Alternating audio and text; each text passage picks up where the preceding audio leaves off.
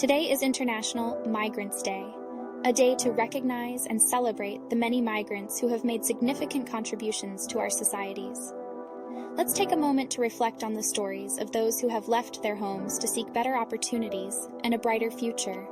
Their determination and resilience is a reminder that we are all connected and that we can create a more inclusive and welcoming world for everyone. Today, let's raise our voices in support of migrants everywhere and stand up for the dignity and rights of all individuals. Here are a few important facts about migrants that highlight their significance.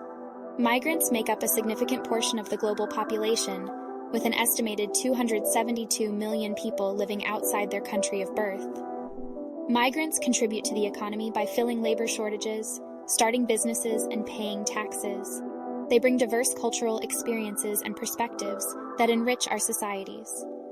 Migrants also contribute to international cooperation and global development by sending remittances back to their home countries. Migrant Day is an important reminder to promote the human rights of migrants and to recognize their essential role in shaping our societies. Thanks for watching. Follow us on Instagram, Facebook, and Pinterest. Subscribe to our YouTube channel for more amazing content from Gifty Bhai.